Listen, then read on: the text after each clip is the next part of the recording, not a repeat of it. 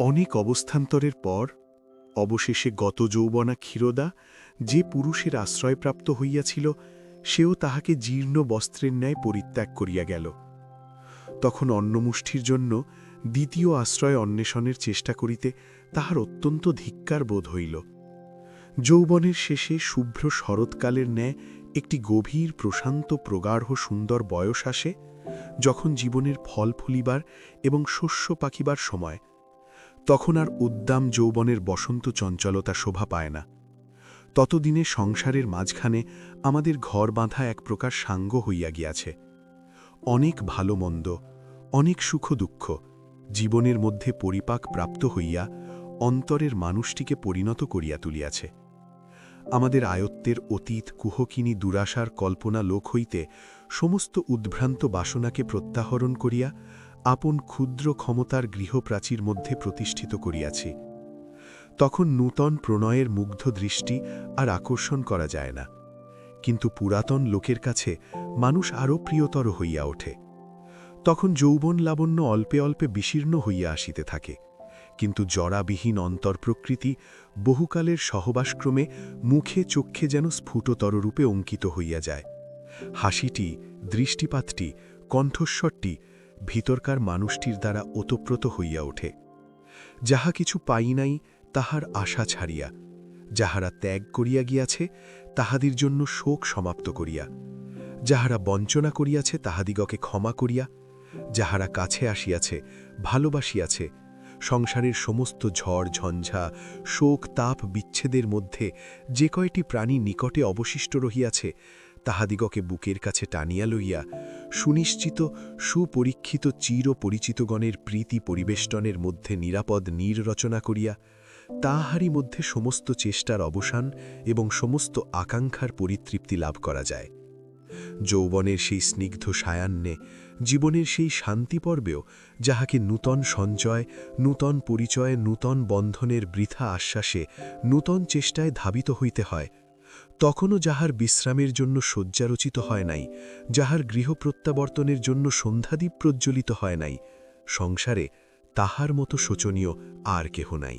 ক্ষীরোদা তাহার যৌবনের প্রান্তসীমায় যেদিন প্রাতঃকালে জাগিয়া উঠিয়া দেখিল তাহার প্রণয়ী পূর্বরাত্রে তাহার সমস্ত অলঙ্কার ও অর্থ অপহরণ করিয়া পলায়ন করিয়াছে, বাড়ি ভাড়া দিবে এমন সঞ্চয় নাই, ৩ বৎসরের শিশুপুত্রটিকে দুধ আনিয়া খাওয়াইবে এমন সঙ্গতি নাই, যখন সে ভাবিয়া দেখিল তাহার জীবনের ৩৮ বৎসরে সে একটি লোককেও আপনার করিতে পারে নাই, একটি ঘরের প্রান্তেও বাঁচিবার ও মরিবার অধিকার প্রাপ্ত হয় নাই, যখন তাহার মনে পড়িল আবার আজ অশ্রুজল মুছিয়া ২ চক্ষে অঞ্জন পড়িতে হইবে, অধরে ও কপলে অলক্ত রাগ চিত্রিত করিতে হইবে, জীর্ণ যৌবনকে বিচিত্র ছলনায় আচ্ছন্ন করিয়া হাস্যমুখে অসীম ধৈর্য সহকারে নূতন হৃদয় হরণের জন্য নূতন মায়াপাশ বিস্তার করিতে হইবে, তখন সে ঘরের দ্বার রুদ্ধ করিয়া ভূমিতে লুটাইয়া বারংবার কঠিন মেঝের উপর মাথা খুঁড়িতে লাগিল। সমস্ত দিন অনাহারে মুমূর্ষুর মতো পড়িয়া রহিল। সন্ধ্যা হইয়া আসিল, দীপহীন গৃহকোণে অন্ধকার ঘনীভূত হইতে লাগিল। দৈবক্রমে একজন পুরাতন প্রণয়ী আসিয়া ক্ষীরোর ক্ষীরো শব্দে দ্বারে করাঘাত করিতে লাগিল। ক্ষীরোদা অকস্মাৎ দ্বার খুলিয়া ঝাঁটা হস্তে বাঘিনীর মতো গর্জন করিয়া ছুটিয়া আসিল। রসপিপাসু যুবকটি অনতি বিলম্বে পলায়নের পথ অবলম্বন করিল। ছেলেটা ক্ষুধার জ্বালায় কাঁদিয়া কাঁদিয়া খাটের নিচে ঘুমাইয়া পড়িয়াছিল। সেই গোলমালে জাগিয়া উঠিয়া অন্ধকারের মধ্য হইতে ভগ্নকাতর কণ্ঠে মা মা করিয়া কাঁদিতে লাগিল। তখন ক্ষীরোদা সেই রৌরুদ্রমান শিশুকে প্রাণপণে বক্ষে চাপিয়া ধরিয়া বিদ্যুৎ বেগে ছুটিয়া নিকটবর্তী কূপের মধ্যে ঝাঁপাইয়া পড়িল। শব্দ শুনিয়া আলোহস্তে প্রতিবেশীগণ কূপের নিকট আসিয়া উপস্থিত হইল। ক্ষীরোদা এবং শিশুটি তুলিতে বিলম্ব হইল না। ক্ষীরোদা তখন অচেতন এবং শিশুটি মরিয়া গেছে। হাসপাতালে গিয়া ক্ষীরোদা আরোগ্য লাভ করিল। হত্যাপরাধে ম্যাজিস্ট্রেট তাহাকে সেশনে চালান করিয়া দিলেন। জজ মোহিত মোহন দত্ত স্ট্যাটিউটারি সিভিলিয়ান। তাহার কঠিন বিচারে ক্ষীরোদার ফাঁসির হুকুম হইল। হতভাগিনীর অবস্থা বিবেচনা করিয়া উকিলগণ তাহাকে বাঁচাইবার জন্য বিস্তর চেষ্টা করিলেন, কিন্তু কিছুতেই কৃতকার্য হইলেন না। জজ তাহাকে তিলমাত্র দয়ার পাত্রী বলিয়া মনে করিতে পারিলেন না। না পারিবার কারণ আছে। একদিকে তিনি হিন্দু মহিলাগণকে দেবী আখ্যা দিয়া থাকেন, অপরদিকে স্ত্রী জাতির প্রতি তাহার আন্তরিক অবিশ্বাস। তাহার মত এই যে রমণীগণ কুলবন্ধন ছেদন করিবার জন্য উন্মুখ হইয়া আছে। শাসন তিলমাত্র শিথিল হইলেই সমাজ পিঞ্জরে একটি কুলনারীও অবশিষ্ট থাকিবে না। তাহার এরূপ বিশ্বাসেরও কারণ আছে। সে কারণ জানিতে গেলে মোহিতের যৌবন ইতিহাসের কিয়েদংশ আলোচনা করিতে হয়। মোহিত যখন কলেজে সেকেন্ড ইয়ারে পড়িতেন, তখন আকারে এবং আচারে এখনকার হইতে সম্পূর্ণ স্বতন্ত্র প্রকারের মানুষ ছিলেন। এখন মোহিতের সম্মুখে টাক, পশ্চাতে টিকি, মুণ্ডিত মুখে প্রতিদিন প্রাতঃকালে খরুর ধারে গুম্ফশ্মশ্রু অঙ্কুর উচ্ছেদ হইয়া থাকে। কিন্তু তখন তিনি সোনার চশমায়, গোফ দাড়িতে এবং সাহেবী ধরনের কেশবিন্যাসে ঊনবিংশ শতাব্দীর নূতন সংস্করণ কার্তিকটির মতো ছিলেন। বেশভূষায় বিশেষ মনোযোগ ছিল, মদ্যমাংসে অরুচি ছিল এবং আনুষঙ্গিক আরও দুটো একটা উপসর্গ ছিল। অদূরে এক ঘর গৃহস্থ বাস করিত। তাহাদের হেমশশী বলিয়া এক বিধবা কন্যা ছিল। তাহার বয়স অধিক হইবে না, 14 হইতে 15 পড়িবে। সমুদ্র হইতে বনরাজি নীলা তটভূমি যেমন রমণীয় স্বপ্নবৎ চিত্রবৎ মনে হয়, এমন তীরের উপর উঠিয়া হয় না। বৈধব্যের বেষ্টনন্তরালে হেমশশী সংসার হইতে যেটুকু দূরে পড়িয়াছিল, সেই দূরত্বের বিচ্ছেদবশত সংসারটা তাহার কাছে পরপারাবর্তী পরম রহস্যময় প্রমোদ ভবনের মতো ঠেকিত। সে জানিত না এই জগৎযন্ত্রটার কলকারখানা অত্যন্ত জটিল এবং লৌহ কঠিন। সুখে দুঃখে, সম্পদে বিপদে, সংশয়ে সংকটে ও নৈরাশ্যে পরিতাপে বিমিশ্রিত। তাহার মনে হইত সংসারযাত্রা কলনাদিনী নির্ঝরিণীর স্বচ্ছ জলপ্রবাহের মতো সহজ। সম্মুখবর্তী সুন্দর পৃথিবীর সকল পথগুলি প্রশস্ত ও সরল। সুখ কেবল তাহার বাতায়নের বাহিরে এবং তৃপ্তিহীন আকাঙ্ক্ষ কেবল তাহার বক্ষপঞ্জরবর্তী স্পন্দিত পরিতপ্ত কোমল হৃদয়টুকুর অভ্যন্তরে। বিশেষত তখন তাহার অন্তরাকাশের দূর দিগন্ত হইতে একটা যৌবন সমীরণ উচ্ছ্বসিত হইয়া বিশ্ব সংসারকে বিচিত্র বাসন্তী স্মৃতি বিভূষিত করিয়া দিয়াছিল। সমস্ত নীলাম্বর তাহার হৃদয় হিল্লোলে পূর্ণ হইয়া গিয়াছিল এবং পৃথিবী যেন তাহারই সুগন্ধ মর্মকোষের চতুর্দিকে রক্তপদ্মের কোমল পাপড়িগুলির মতো স্তরে স্তরে বিকশিত হইয়াছিল। ঘরে তাহার বাপমা এবং দুটি ছোট ভাই ছাড়া কেহ ছিল না। ভাই দুটি সকাল সকাল খাইয়া স্কুলে যাইত, আবার স্কুল হইতে আসিয়া আহারান্তে সন্ধ্যার পর পাড়ার নাইট স্কুলে পাঠ অভ্যাস করিতে গমন করিত। বাপ সামান্য বেতন পাইতেন, ঘরে মাস্টার রাখিবার সামর্থ্য ছিল না। কাজের অবসরে হেম তাহার নির্জন ঘরে আসিয়া বসিত। একদৃষ্টে রাজপথের লোক চলাচল দেখিত। ফেরিওয়ালা করুণ উচ্চস্বরে হাঁকিয়া যাইত, তাহাই শুনিত এবং মনে করিত পথিকেরা সুখী, ভিক্ষুকেরাও স্বাধীন এবং ফেরিওয়ালারা যে জীবিকার জন্য সুকঠিন প্রয়াসে প্রবৃত্ত তাহা নহে। উহারা যেন এই লোক চলাচলের সুখ রঙ্গভূমিতে অন্যতম অভিনেতা মাত্র। আর সকালে বিকালে সন্ধ্যাবেলায় পরিপাটি বেশধারী গর্বোদ্ধত স্ফীত বক্ষ মোহিত মোহনকে দেখিতে পাইত। দেখিয়া তাহাকে সর্বসৌভাগ্যসম্পন্ন পুরুষ শ্রেষ্ঠ মহেন্দ্রের মতো মনে হইত। মনে হইত ওই উন্নত মস্তক সুবেশ সুন্দর যুবকটির সব আছে এবং উহাকে সব দেওয়া যাইতে পারে। বালিকা যেমন পুতুলকে সজীব মানুষ করিয়া খেলা করে, বিধবা তেমনি মোহিতকে মনে মনে সকল প্রকার মহিমায় মণ্ডিত করিয়া তাহাকে দেবতা গড়িয়া খেলা করিত। এক একদিন সন্ধ্যার সময় দেখিতে পাইত মোহিতের ঘর আলোকে উজ্জ্বল, নর্তকীর নূপুর নিক্কণ এবং বামাকণ্ঠের সঙ্গীত ধ্বনিতে মুখরিত। সেদিন সে ভিত্তিস্থিত চঞ্চল ছায়াগুলির দিকে চাহিয়া চাহিয়া বিনিদ্র সতৃষ্ণ নেত্রে দীর্ঘ রাত্রি জাগিয়া বসিয়া কাটাইত। তাহার ব্যথিত পীড়িত হৃৎপিণ্ড পিঞ্জরের পক্ষীর মতো বক্ষপঞ্জরের উপর দুর্দান্ত আবেগে আঘাত করিতে থাকিত। সে কি তাহার কৃত্রিম দেবতাটিকে বিলাসমত্ততার জন্য মনে মনে ভর্ৎসনা করিত, নিন্দা করিত? তাহা নহে। অগ্নি যেমন পতঙ্গকে নক্ষত্রলোকের প্রলোভন দেখাইয়া আকর্ষণ করে, মোহিতের সেই আলোকিত গীত বাদ্যবিক্ষুব্ধ প্রমোদ মদিরোচ্ছ্বসিত কটিহেম শশীকে সেইরূপ স্বর্গ মরীচিকা দেখাইয়া আকর্ষণ করিত। সে গভীর রাত্রে একাকিনী জাগিয়া বসিয়া সেই অদূর বাদায়নের আলোক ছায়া এবং সঙ্গীত এবং আপন মনের আকাঙ্ক্ষা ও কল্পনা লইয়া একটি মায়া রাজ্য গড়িয়া তুলিত এবং আপন মানসপুত্তলিকাকে সেই মায়াপুরীর মাঝখানে বসাইয়া বিস্মিত বিমুগ্ধ নেত্রে নিরীক্ষণ করিত এবং আপন জীবন যৌবন সুখ দুঃখ ইহকাল পরকাল সমস্তই বাসনার অঙ্গারে ধূপের মতো পুড়াইয়া সেই নির্জন নিস্তব্ধ মন্দিরে তাহার পূজা করিত। সে জানিত না তাহার সম্মুখবর্তী ওই হর্ম বাতায়নের অভ্যন্তরে ওই তরঙ্গিত প্রমোদ প্রবাহের মধ্যে এক নিরতিশয় ক্লান্তি, গ্লানি, পুঙ্কিলতা, বিভৎস ক্ষুধা এবং প্রাণয়কর দাহ আছে। ওই বীতনিদ্রা নিশাচর আলোকের মধ্যে যে এক হৃদয়হীন নিষ্ঠুরতার কুটিল হাস্য প্রলয় ক্রীড়া করিতে থাকে, বিধবা দূর হইতে তাহা দেখিতে পাইত না।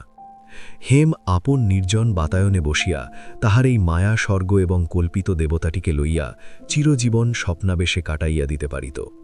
কিন্তু দুর্ভাগ্যক্রমে দেবতা অনুগ্রহ করিলেন এবং স্বর্গ নিকটবর্তী হইতে লাগিল।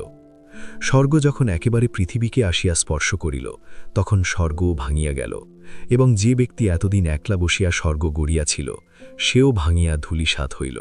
এই বাতায়নবাসিনী মুগ্ধ বালিকাটির প্রতি কখন মোহিতের লালায়িত দৃষ্টি পড়িল, কখন তাহাকে বিনোদনচন্দ্র নামক মিথ্যা স্বাক্ষরে বারংবার পত্র লিখিয়া অবশেষে একখানি সশঙ্ক উৎকণ্ঠিত অশুদ্ধ বানান ও উচ্ছ্বসিত হৃদয়াবেগপূর্ণ উত্তর পাইল এবং তাহার পর কিছুদিন ঘাত প্রতিঘাতে উল্লাসে সংকোচে সন্দেহে সম্ভ্রমে আশায় আশঙ্কায় কেমন করিয়া ঝড় বহিতে লাগিল, তাহার পরে প্রলয় সুখোন্মত্ততায় সমস্ত জগৎ সংসার বিধবার চারিদিকে কেমন করিয়া ঘুরিতে লাগিল এবং ঘুরিতে ঘুরিতে ঘূর্ণন বেগে সমস্ত জগৎ অমূলক ছায়ার মতো কেমন করিয়া অদৃশ্য হইয়া গেল এবং অবশেষে কখনো একদিন অকস্মাৎ সেই ঘূর্ণমান সংসারচক্র হইতে বেগে বিচ্ছিন্ন হইয়া রমণী অতি দূরে বিক্ষিপ্ত হইয়া পড়িল, সে সকল বিবরণ বিস্তারিত করিয়া বলিবার আবশ্যক দেখি না।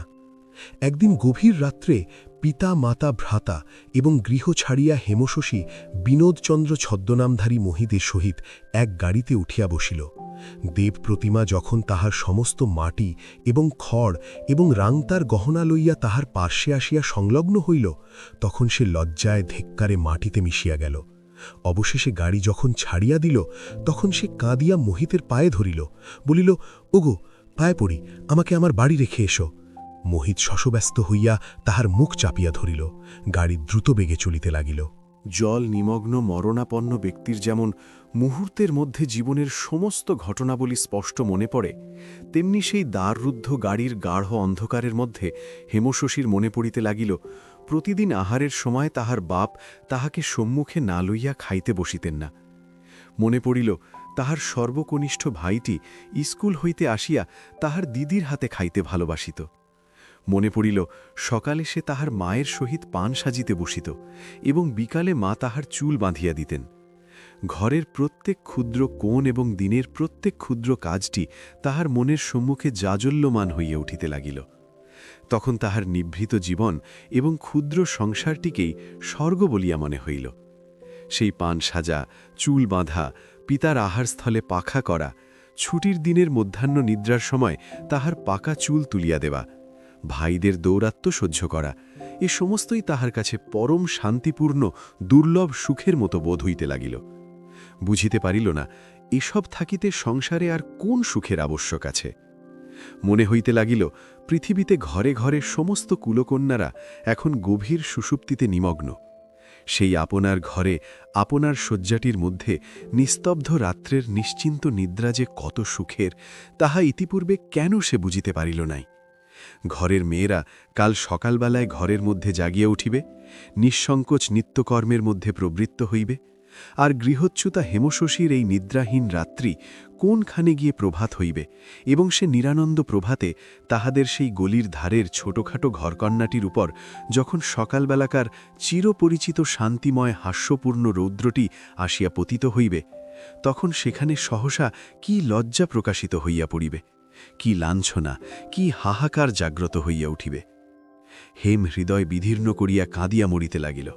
সকরুণ অনুনয় সহকারে বলিতে লাগিল, এখনো রাত আছে, আমার মা আমার দুটি ভাই এখনো জাগে নাই, এখনো আমাকে ফিরাইয়া রাখিয়া আইস। কিন্তু তাহার দেবতা কর্ণপাত করিল না। এক দ্বিতীয় শ্রেণীর চক্রশব্দ মুখরিত রথে চড়াইয়া তাহাকে তাহার বহুদিনের আকাঙ্ক্ষিত স্বর্গলোকাভিমুখে লইয়া চলিল। ইহার অনতিকাল পরেই দেবতা এবং স্বর্গ পুনশ্চবার একটি দ্বিতীয় শ্রেণীর জীর্ণ রথে চড়িয়া আর এক পথে প্রস্থান করিলেন।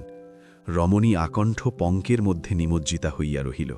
মোহিতমোহনের পূর্ব ইতিহাস হইতে এই একটিমাত্র ঘটনা উল্লেখ করিলাম। রচনা পাছে একঘেয়ে হইয়া ওঠে, এই জন্য অন্যগুলি বলিলাম না। এখন সে সকল পুরাতন কথা উত্থাপন করিবার আবশ্যকও নাই। এখন সেই বিনোদচন্দ্র নাম স্মরণ করিয়া রাখে এমন কোনো লোক জগতে আছে কিনা সন্দেহ। এখন মোহিত শুদ্ধাচারী হইয়াছেন। তিনি আহ্নিক তর্পণ করেন এবং সর্বদাই শাস্ত্রালোচনা করিয়া থাকেন। নিজের ছোট ছোট ছেলেদিগকেও যোগাভ্যাস করাইবেছেন এবং বাড়ির মেয়েদিগকে সূর্যচন্দ্র মরুদ্গণের দুষ্প্রবেশ্য অন্তঃপুরে প্রবল শাসনে রক্ষা করিতেছেন।